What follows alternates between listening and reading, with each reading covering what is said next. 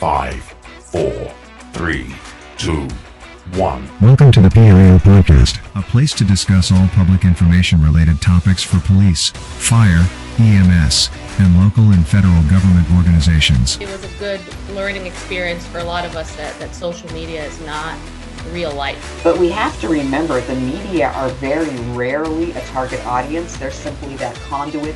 Our words have impacts on individuals, and it may not be positive. So just being thoughtful and mindful of the words that we speak. I think what's so interesting about this position too, and this job and this profession, is that every one of us is looking for purpose. And when we find it here, that's it. To know is that a crisis for one is not necessarily a crisis for another. This episode is sponsored by the Social Media Strategy Summit, the leading provider of social media education.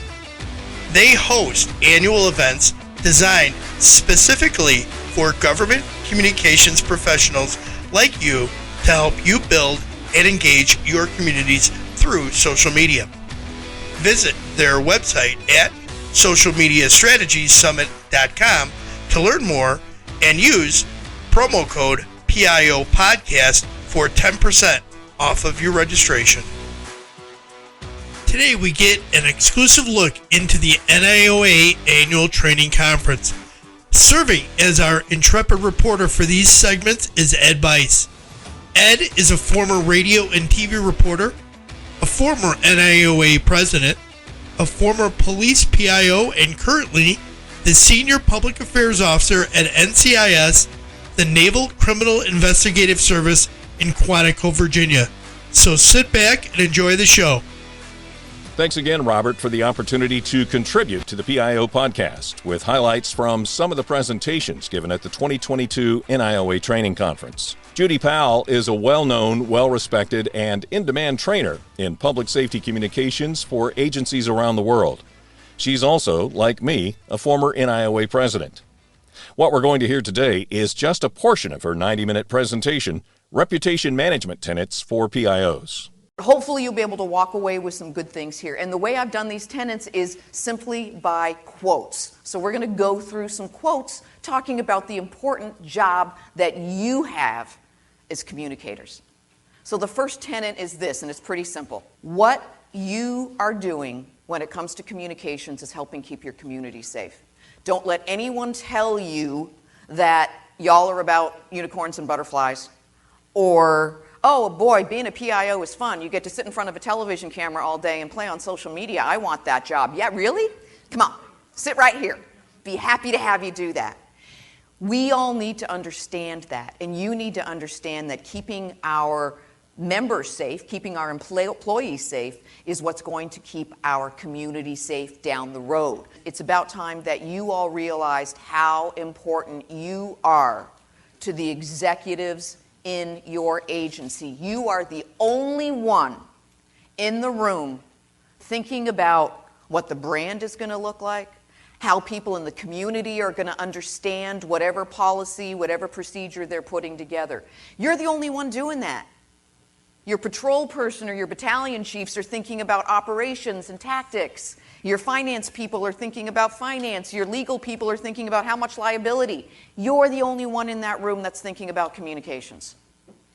So if you're not part of the executive team, and for those of you who've heard me speak, I've said this a million times before, you gotta fight like the third rhino trying to get on Noah's Ark to sit in that room. Because you come to this conference, because hopefully you're doing continuing education, because a lot of you have backgrounds in communications and public relations and marketing and broadcast journalism, you're the smartest person in the room when it comes to communications. You gotta try to work more to prevent the fires than putting them out. We want to be fire prevention officers more than firefighters. So that means planning, strategizing, thinking, not just running out and doing media. So that's what a strategic communicator does. This is what I call the legitimacy triangle. We have to protect our brand. Each one of your agencies has a significant brand identity within your community. You've either helped create that or you continue to curate it, or you continue to protect it. 3 things create that brand. It's what your people are doing, that direct contact that your people are having with your community every day. It's got nothing to do with the bosses. It's got everything to do with that one-on-one interaction.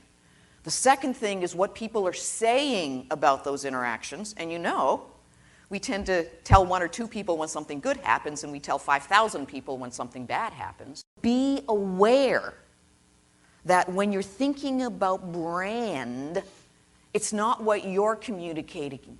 It's what everyone else in your community is communicating. For law enforcement, when one cop does something horrific, it really does reflect on our entire profession. Interestingly enough, if one firefighter screws up, or a city manager screws up, or a doctor at one of your hospitals screw up, it doesn't seem to affect the entire profession. So there's something that intrinsically links law enforcement together, that we have to be aware of this. We have to understand that we carry the reputation of our entire profession with us. I don't care if you're a department of 5 people or 5,000 people. So these are the things that we have to understand, and using that internal communications, convey it to our staff. They need to understand. It's your job. You're the only one in your agency who's thinking down the road on branding. When I worked for the NYPD, and I was very blessed to work with both Scott Glick and Jeff Thompson, one of the things that they had come up with and they were working on was the 2 words that they were using in all their social media: connecting and protecting. Connecting and protecting. And I went, wow, those are great brand words. And their whole thing was, you know, community safety is a shared responsibility. Forget this thin blue line crap. People believe with their eyes. And those of you who've taken FBI LEDA courses or ILEA courses, you know we talk about this. People see something, they make an automatic value attribution about it, and then all their perceptions are affected by that. So what are we doing visually? We've become very good at, let's put out a news release, and call them news releases, not press releases. People put out news releases, we put out tweets, we put up Facebook stuff. Instagram, pictures, that's what we want to do. But we also have to make sure the pictures that are being put out by our communities are telling the same stories that we want our brand image to be. We've got to think more carefully about the images that we're conveying. And who's the only person who's thinking about that? You guys. Maybe if you have a smart chief executive, they're thinking about this. But this is your job. This is your job to think about what is the visual, what is the value attribution of the visuals. And that's a 24/7 job. If you don't have a plan in place, and I too am very guilty of this, you're just chasing squirrels. There's something happening in your agencies every single day that you're called on to do. Oh, how do we do this? How do we message this? Oh, someone's doing this. I get that. But if we don't have a plan in place, we're never going to get our boss where our boss wants to be. And the way that we show our value to our bosses, because one of the biggest questions I ever get is my boss doesn't see my value. My boss doesn't see my value. My boss doesn't see the value of communications. For those of you that are professional staff people, my boss and other people in my agency don't see the value of a professional staff person. Or my favorite, this is the one that kills me, sworn members can never be managed by a professional staff person. I'm not even going to ask how many of you guys have heard that. They're wrong. As someone who was chief of staff to 2 major city police departments, I had deputy chiefs reporting to me. They're okay, as long as you treat them with the respect and you try to get stuff done for them. That works absolutely fine. But having that plan is what's going to get your boss to understand the value of communications. But that plan takes a lot of work. It takes a long time. It took me about 8 months to write the one for the NYPD. So, and of course it went nowhere because my commissioner left after I left, and I'm like, okay. But it was a good exercise. And it starts with the planning and doing environmental scans and SWOT analysis, all those things that some of you have heard of when you've got your degrees in business or whatever. Understanding the different interests that are coming from your community and what your people think, internal, like all that stuff needs to go into that. Then you're going to plan things out. What are the boss's goals?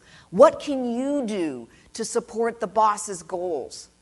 And then create some messaging that's going to resonate, not just for an incident, but a message that's going to resonate across your entire plan, whether it's 18 months or 2 years or 4 years, that eventually people are going to start repeating. Because you're going to see in a minute what we're trying to do with these plans is to create a community of advocates.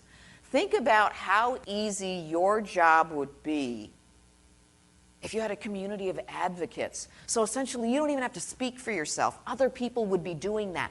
You can do that with a plan. Then you get to the fun part that we all like, putting together the tactics and putting together the strategies. These are all the check boxes that we love doing. That part is great. And then sometimes we fall down on that last step. What are the metrics you're putting in place to see if your plan is even succeeding? Do you have only outputs? Well, some of my favorite, and again, don't take this personally, but some of my favorite, when I look at, how do you know this is going to work? Well, we've got 40,000 Facebook followers. Great. We got 120 people that responded to this tweet. That means absolutely nothing to your boss. Your boss doesn't understand that. We put out 300 news releases last year. Don't care if I'm a boss. Don't care. What was the result of the 300 news releases? Because 300 news releases to me is just busy work. Oh, I'm glad you were writing a lot. Did it improve the way people saw us? So these are the things that we want to think about. So when I was hired by Halifax Regional Police, now think about these budget terms in the middle 90s, he said, I want to put mobile computer, MDCs, MDTs in our cars. So we want to put laptop computers in the cars. My chief was way ahead of his time. He's thinking about doing this in the 90s. He goes, but Judy, I need $3.2 million. And right now, no one's thinking about giving the police $3.2 million. We were number 11 on the budget list of when it came to giving things out. He goes, if you can get that to me, if you can get that money to me in 1 year, you will have earned a raise. And I'm like, okay, I'll take that. So we start at the very beginning. Awareness. Who even knew in my community what an MDC was? Even my cops didn't understand what it was. So we started with awareness. Hey, there's these new things out there, these laptop computers that they're ruggedized and we can put them in the cars, and that's going to allow our officers to be on the street more. Because what do people care about police? I want to see them on the street. There's not enough visibility, blah, blah, blah, blah, blah, blah. And we started throwing that message in all of our messaging.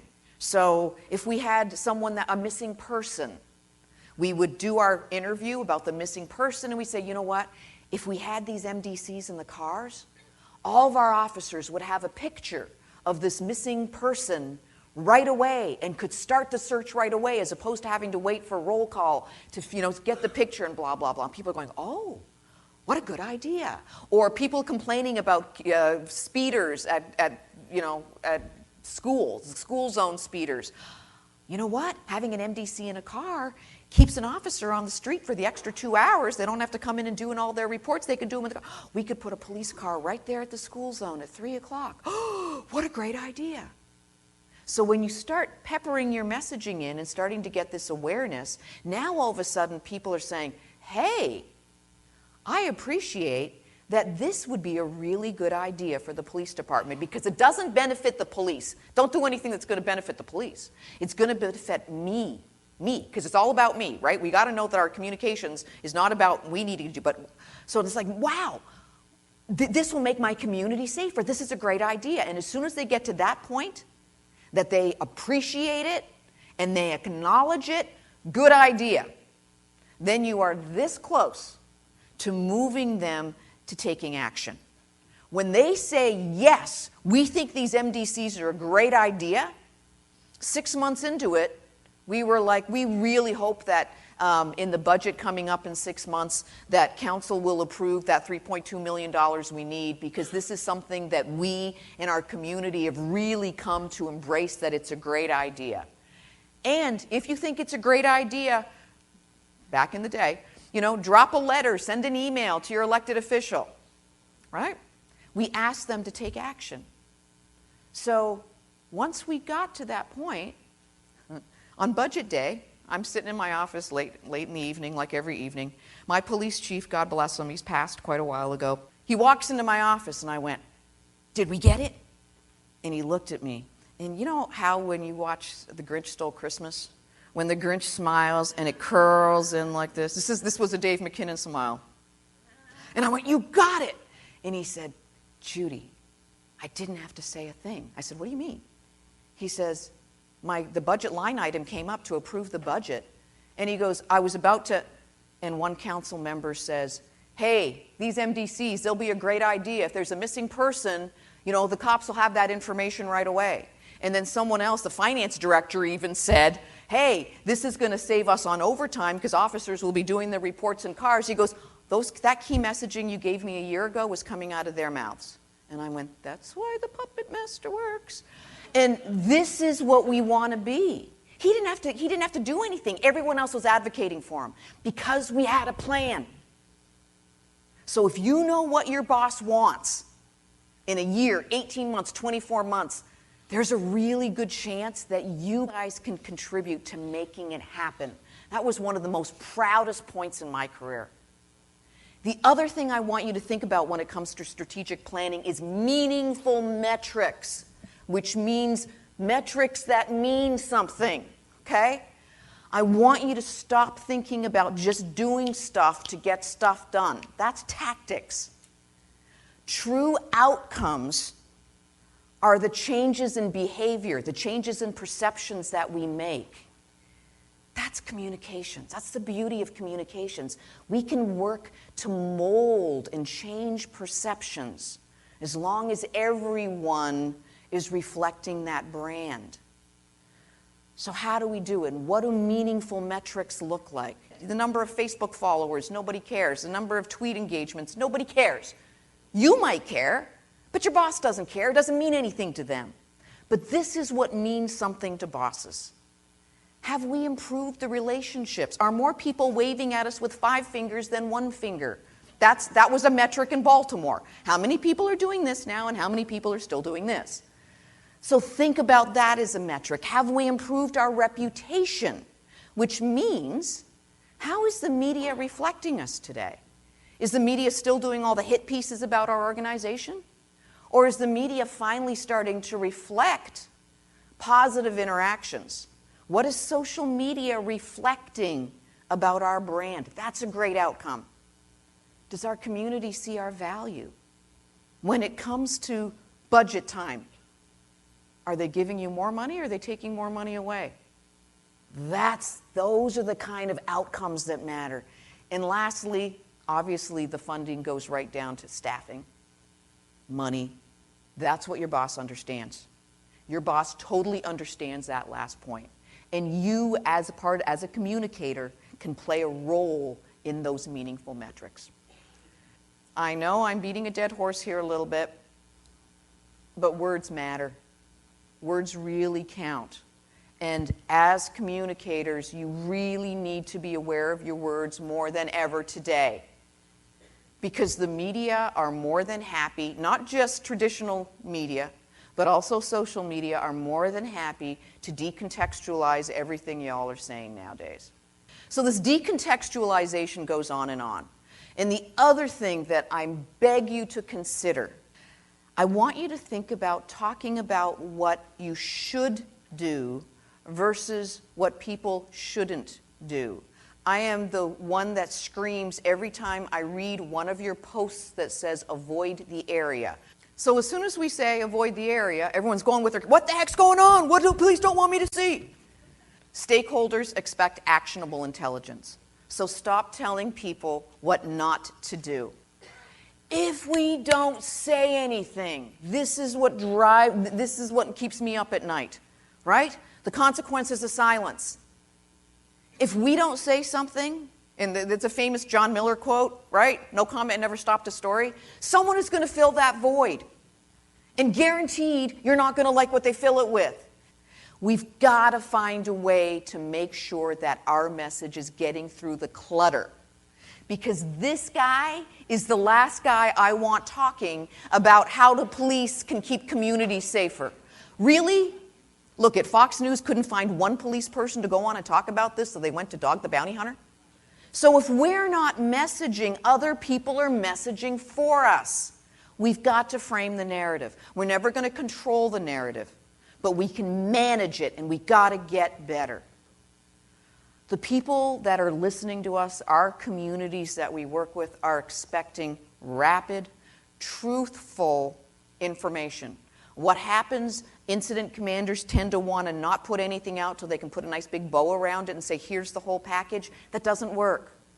A constant stream of information. People trust people that are like them. We've got to develop those relationships in our community to be trusted. If the bad thing happens and you haven't done the work to establish that trust in your community, don't think you can start doing it at the beginning of a crisis. And the medium that you use, the person delivering the message, the method that you use actually affects your method. Do they trust the spokesperson? Is that going to be a chief? Is it going to be a city manager? I know many of you are in the challenging positions right now of cities wanting to take over emergency management PIOing. Bad mistake. Here's the thing when it comes to crisis communications. You've got to start with building the relationships in advance. I mentioned that.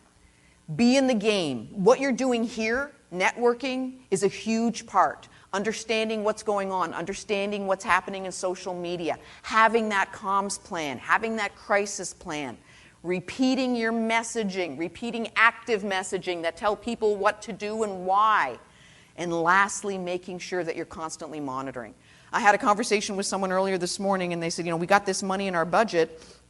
What should we be spending it on? And I said, look, there's two things. If you got people money, social media manager. If you got thing money, you got to be doing social media listening. That's where every crisis is going to break, social media. This guy is brilliant.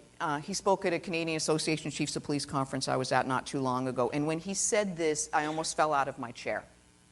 We need to understand that if we're out there as communicators conveying a brand, but it is not the truth of the people in your community, you're not doing anything. It's like speaking a different language. I'm sure many of you speak different languages, but this is what we tend to do. I'll come out and I'll say, Kezi chokolom hodvaj. And someone will go, what? Kezi chokolom hodvaj. Kezi chokolom hodvaj. What? Kezi chokolom hodvaj. So what do? We say it more often, we say it slower, and we say it louder, thinking people are going to understand us. Did anyone speak Hungarian in here? Because if you spoke Hungarian, you say, I'm saying hello, how are you? But this is what we do. So we're selling a brand, and if people in our community are going, you're not professional, you're not compassionate, you're not caring, and you go, we are compassionate, we are caring. You're not. I saw one of your officers, knock a kid off his bike yesterday. We are compassionate. We are caring and constitutional. No, you just arrested 40 people. We are compassionate. We got to do better. We got to understand what our community believes about us. We need to understand what we believe about ourselves, what our employees believe about us. And that's what we have to convey. We all have, puppy dogs and unicorns, isn't this great? But what are we really? So true branding, true reputation management comes from the inside first.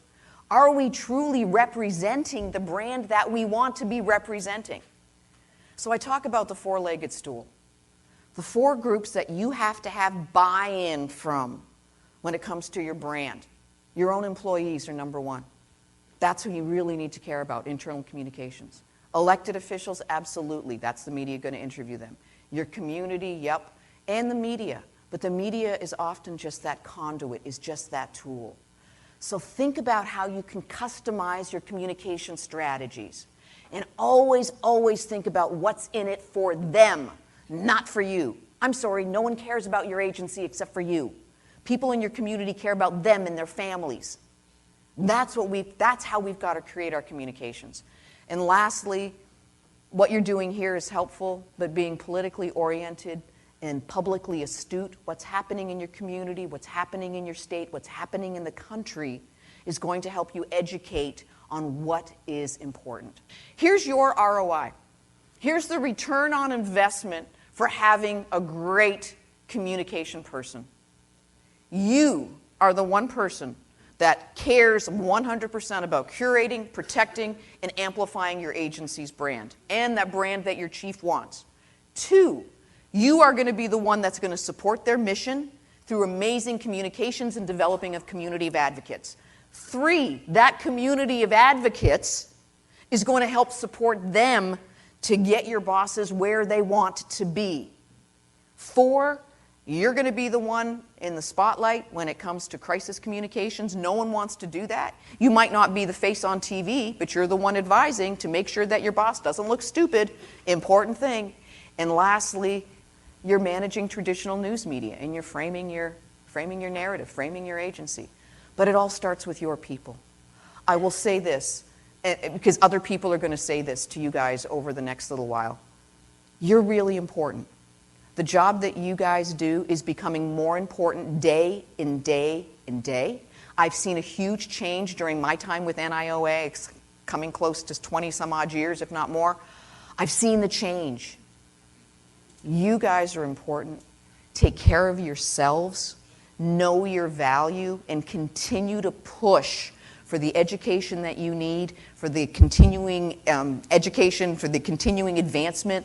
Just continue to do this for yourselves because your role is expanding and it's super, super important. To learn more about Judy Pal and 10-8 Communications, check out her website at 10-8communications.com. To find out more about NIOA, check out NIOA.org. Robert, it's been a real pleasure sharing some clips and tips from NIOA with you and the PIO podcast audience. Thanks again for the opportunity. I hope to see you and many of your listeners at the 2023 NIOA Annual Training Conference in Nashville, Tennessee. Thank you to our series host, Ed Bice, for his incredible reporting from the 2022 National Information Officers Annual Training Conference. Ed, you did an amazing job, and I know our listeners enjoyed it. Thank you.